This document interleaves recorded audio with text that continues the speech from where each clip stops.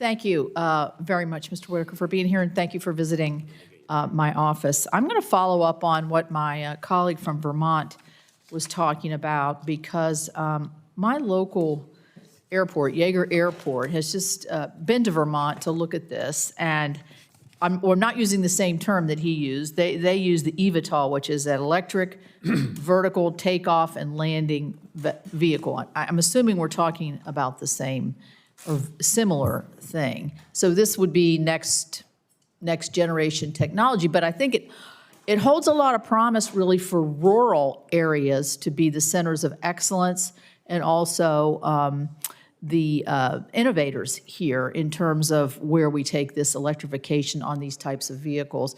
What kind of ideas would you have in terms of where the FAA might be able to be helpful in terms of building out? It's a different infrastructure that would be needed, just like electric cars would be different. How do you envision something like that? Thank you for the question, Senator. In the case of Beta, it's an interesting case because I think they started as a eVTOL company, and now it's a fixed-wing departure. So they're more of a traditional aircraft design. They are dealing with the infrastructure issue by installing their own infrastructure at airports. But I think for the FAA, we're following the path that is being set by the companies. So as these companies need infrastructure for electric power and things, we need to be able to respond to that. But I do think it offers tremendous opportunity for smaller communities. The simplicity of operation means the cost is much lower. The maintenance is much lower on these types of vehicles. So it lowers your unit costs and opens up more markets. So I think it really is a potential opportunity for smaller communities. I do too, and it's a much less cluttered airspace too, to be able to handle the innovation. Right. In 2020, and it seems like this is another never-ending story, but the FCC and the FAA and DOD have gotten into a fiasco over the 5G spectrum. This has created significant issues in this committee and elsewhere. I'm wondering, would you commit to being a strong advocate to try to seek to avoid these similar issues, sit down at the table and work these things out so that we don't lay it at the table at the last minute to try to decide what direction to go? I would commit to that. I think collaboration is a good way to avoid a lot of misunderstanding and to reach alignment up front on difficult issues like that. So yes, I would. Let me go back to rural, thank you for that, rural air service. I can speak from experience that it's contracting, it's not expanding in terms of availabilities. There have been some different companies that have come into play to sort of do niche kinds of things, which are great. This is great for an area such as mine. Do you see the loss of rural air service as an urgent problem, and how could you work to address that?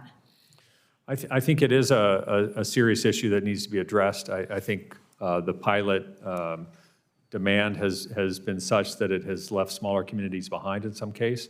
So I think we want to try to encourage as many people into this profession as we can. I think the rising salaries will help draw people into this profession. But we want to make sure we're supporting that effort as well by keeping the airports up to safety standards and improving them as appropriate so you can attract traffic. Well, I think too on the pilot shortage issue, we just had a Women in Aviation expo around the state to try to encourage and have a broader reach to recruit more women, but also different types of populations into becoming a pilot. We have several pilot schools that have just kind of grown in the last several years, so I'm very encouraged by that. Let me ask you, in your prior experience at FAA, how many visits to the tower, how important is that for you to have those on-site visits, and how does that kind of inform your work going forward? I was a frequent visitor to our facilities around the country, including towers, both in large urban areas, but also in remote areas, including contract towers. So I think it's key to hear the voices on the ground. Usually there are opinions about what technology they should have, but they don't have. So it's a good way to really understand at a ground level how the system's operating.